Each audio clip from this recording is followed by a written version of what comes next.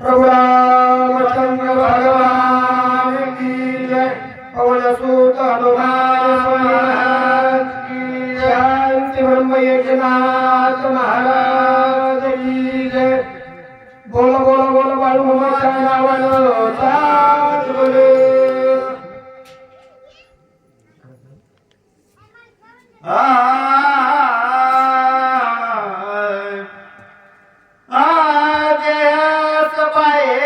चैतन्य घना येथे नित्य भासे अभिमान जेणे गौरांगी समर्पणा देवी संपूर्ण देह मिथ्या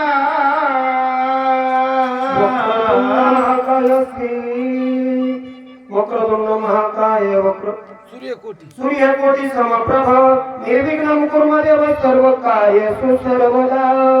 श्री गणेशाला वंदन नाथ मौलीच्या चरणी नतमस्तक। ऐकणारे सर्व श्रोते मंडळी, सर्व जमलेले वाचक सूचक ज्ञानवंत गुणवंत यांच्या पायाशी नतमस्तक होऊन कथेचा अनुसंधान नाथ मौली ऐकणाऱ्या श्रोते मंडळीला परिहार देतात। प्रभू रामचंद्राने वालीचा वध केलेला आहे आणि वध केल्याच्या नंतर तारेला त्या ठिकाणी वियोग होऊ लागलेला आहे। मला आता जीवन जगायचंय, पतीचे विरहित जगायचंय। मग हे दुःख आहे, हे जगाचे वेगळं आहे। ते कुणाला कळेल? ज्याला वैधत्व आलं त्यालाच कळतं। ते तारेने त्या ठिकाणी सांगितलं, रामा तुम्ही दुःख भोगून आलात म्हणजे मला पुन्हा तुम्ही त्या दुःखामध्ये जाऊ देऊ नका, त्या दुःखातून बाजूला काढा। हे देह कसा आहे, आत्मा कसा आहे? आत्मा अमर आहे, देह नाशिवंत आहे। मग हे नाशिवंत आहे, रामाने सांगितलं तारे तू ज्या पती समजतेस ते तुझ्या समोर आहे। तुझा पती की चालवलेला नाही किंवा गेलेला नाही, तो देह नाशिवंत तुझ्या समोर आहे आणि आत्मा परब्रह्म आहे, त्याला मरण नाही। मग तुला कोणता पाहिजे ते सांग, असं त्या ठिकाणी गुह्य ज्ञान प्रभू रामचंद्राला त्याला विचारते। प्रभू रामचंद्र तारेला बोलतात,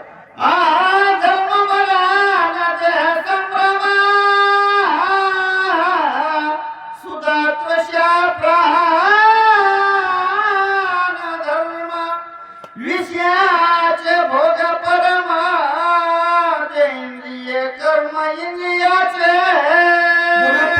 तारेला सांगितलं हे जे विषय इंद्रिय आहेत हे विषयामध्ये देह गुंतलेला आहे। 5 ज्ञानेंद्रिय आणि 5 ज्ञानेंद्रियाला विषय, मग विषयामध्ये गुंतलेला आहे आणि त्याच्यामुळं या देहाला दुःख आहे। असं दुःख नाहीये, जो विषयामध्ये गुंतलाय त्याला दुःख आहे। विषयामध्ये कोण गुंततात? आपल्यासारखे पामर गुंततात। मग जो त्या ठिकाणी विदेही झालाय त्याला त्या ठिकाणी दुःख नाही, सुख नाही। आणि तसं रामाने सांगितलं हे दुःख जे आहे ना हे फक्त देहामध्ये आहे, सुख देहामध्ये आहे, परंतु आत्म्याला सुख नाही, दुःख नाही, असं प्रभू रामचंद्र सांगतात। सुख दुःख भय शोक मनोधर्म ते आवश्यक। हरि हा ब्रह्मा त्रिगुणात्मक काल्पनिक संसार। हे ठराविक, हे संसार कसा आहे? काल्पनिक आहे, काल्पनिक, हा खरा नाहीये। मग हे काय म्हणले? ह्या देहाला भय शंका आणि हे सर्व कशाला? देहाला गुरफटलेलं आहे आणि देह हा नाशिवंत आहे, तो जाणार आहे आणि जाणारे त्यालाच धरून बसतात। मग सांगितलं घट कसं आहे? घट त्या ठिकाणी पाण्याच्या डेऱ्यामध्ये सूर्य दिसतोय आणि पाण्याचा डेरा फुटू द्या, सूर्य दिसत नाही म्हणजे सूर्य संपलेला नाही। फक्त जसं डेरा फुटला तसा हा देह आणि हा देह डेऱ्यासारखा नाशिवंत आहे, असं राम सांगतात। आत्मा गुणे गुणातीता देही देह बाधारित येई विषयाचा दृष्टांत सुनिश्चिता ऐक, हे देह आणि आत्मा याची तुलना मी तुला सांगतो की हे कसं नाशिवंत आहे आणि अमर असणारा आत्मा आहे.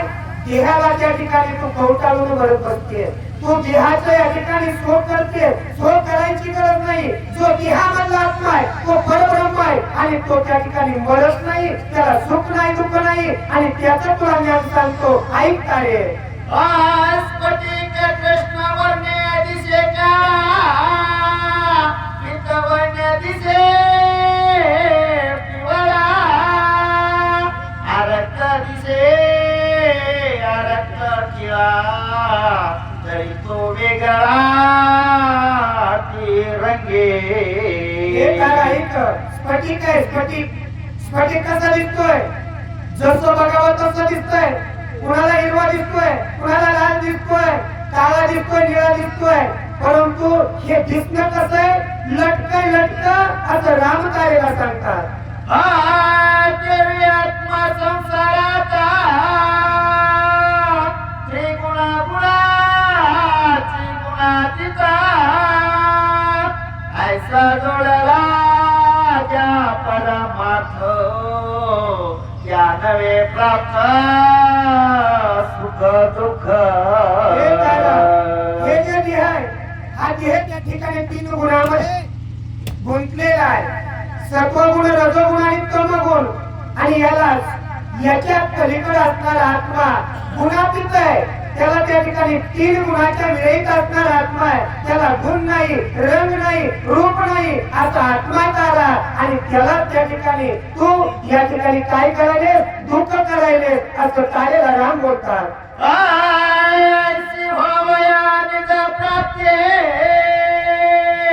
अवश्य पाहिजे सत्संगती याचे निसंगे विषय विकी विरकी जय परमार्थे अधिकार. हे तारा, ऐक. याच्यामध्ये सुख कशात आहे आणि दुःख कशात आहे हे सांगतो. म्हणजे ह्याच्यात सुख प्राप्त करण्यासाठी सतसंगती लागते आणि सतसंगतीत गेल्याच्या नंतर निश्चित त्या ठिकाणी सुख आहे. आणि सतसंगती या ठिकाणी कुणालाही भेटत नाही, कुणालाही लाभत नाही. त्याला त्या ठिकाणी प्रारब्ध लागतंय. प्रारब्धाचे वेगळं कुणालाही काही करता येत नाही. जगाचे नायक आहे परंतु त्याला प्रारब्ध चुकवता आलं नाही. जसं वाल्मिक ऋषीने लिहिलं त्याप्रमाणे वर्तून दाखवावं लागलं जगाचे नायक असताना. आपली पामराची त्या ठिकाणी काय कथा आहे तसं तारा या ठिकाणी विरक्तीनं ही विरक्ती फार त्या ठिकाणी परमार्थाला जोडण्यासाठी सतसंगती लागते. मग सतसंगतीला काय सांगतात? विकल्प समजता परमानंदे नित्य तत्ता तैसिया गुरुपाशी परमार्थ सुरिचिताता साधावा. हे जे दुःख आहे ना, ह्या देहाला लोभ आहे, अभिमान आहे, अहंकार आहे. हे जर सोडलं ना मग देहाला या ठिकाणी कोणतं दुःख नाही. परंतु हे 6 विकार आहेत ना ते सुटत नाही आणि न सुटल्यामुळं या देहाला त्याचं दुःख भोगावं लागतं. तारे आई वेदानुवादे सप्रमाणा ऐकोनी सद्गुरु वचना देहि मिथ्या देहपनो नित्य चैतन्य अनुलक्षी. हे तारा, हे जे त्या ठिकाणी मिथ्य काय आहे आणि त्या ठिकाणी सत्य काय, अमर काय आहे हे दोन्ही बाजू त्या ठिकाणी रामप्रभू सांगतात. जर त्या ठिकाणी गुरुच नसेल तर ज्ञान कुठून भेटणार? तर ज्ञान भेटण्यासाठी गुरुची आवश्यकता आहे आणि ते गुरु असले ना त्या ठिकाणी निश्चित सद्भक्तीला गुरु नेल्याशिवाय राहत नाही. परंतु गुरु कसा असावा? तर गुरु दंडाचा असला का त्या ठिकाणी निश्चित परमार्थाच्या स्थितीला नेल्याशिवाय राहत नाही. आणि जर त्या ठिकाणी गुरुच नाही केला तर 84 लक्ष येऊन फिरल्याशिवाय या देहाला त्या ठिकाणी सुख भेटत नाही असं त्या ठिकाणी रामप्रभू सांगतात. अनुलक्षिता चैतन्य घडा परमानंदी मूर्छा पत्र श्रीराम कृपा पावली पूर्ण देहाभिमाना विसरले बघा, त्या ठिकाणी ध्यान आणि अभिमान विसरायलाच पाहिजे. मी तू पण विसरायलाच पाहिजे. मी तू पण जाऊ दे दुरी एकच घोंगडीत पांघरुवारी, हे जर त्या ठिकाणी अवलंब केला ना तर निश्चित त्या ठिकाणी सुख लाभल्याशिवाय राहत नाही. हे जे संस्कार आहे या संस्कारामध्ये संसाराच्या वेगळा एकही नाही. मनुष्य जात जी आहे ही सर्वात ज्ञानवंत सांगितली आणि हे कशासाठी दुखी तर त्या ठिकाणी लोभासाठी दुखी आशा आहे. आणि जर त्या ठिकाणी आजचं भागलं उद्याचं कसं होईल, मुलाचं भागलं नातूचं कसं होईल, पंतूचं कसं होईल, आयुष्यात सुख भेटणार नाही. आहे त्याच्यात समाधान माना, त्या ठिकाणी निश्चित सुख आहे असं राम बोलतात. ऐकून श्रीरामाचे वचन तारा विसरले देवी अभिमाना हर्षे आलो लोटांजन श्रीराम चरण वंदिले. अहो, सांगायला जगाचे नायक सांगतात, परंतु ऐकणारा बी पाहिजे, त्याला बुद्धी पाहिजे, ज्ञान पाहिजे.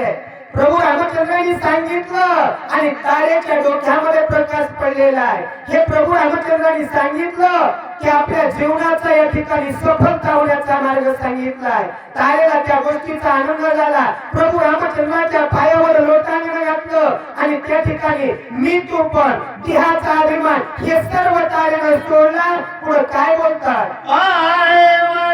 सांगितले आपण ब्रह्मे ब्रह्माभूत श्रीराम वचन ते मज पावले निज खुण ब्रह्मा परिपूर्ण श्रीराम. जे माझ्या पतीने सांगितलं ते मला खूण पटली. कोणते?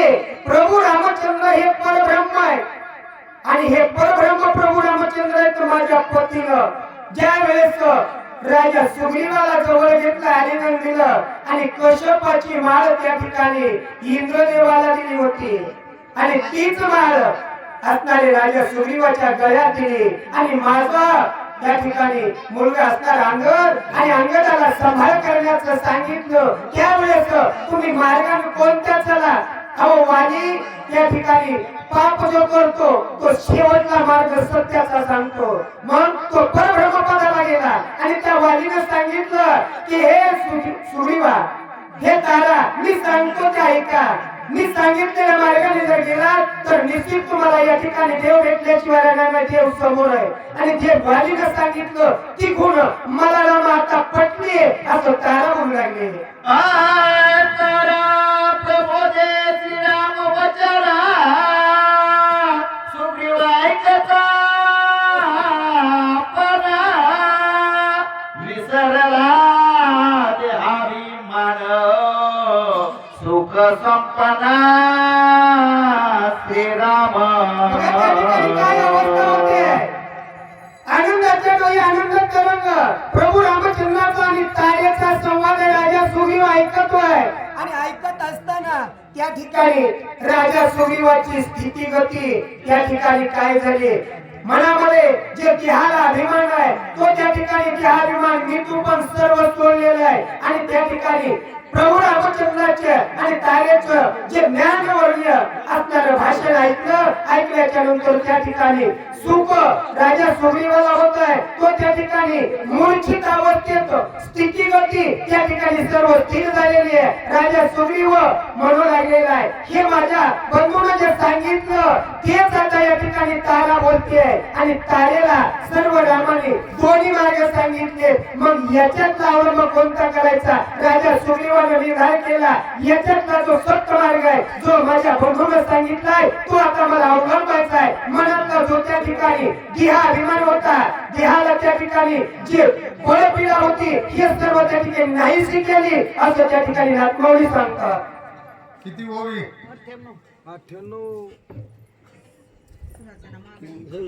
98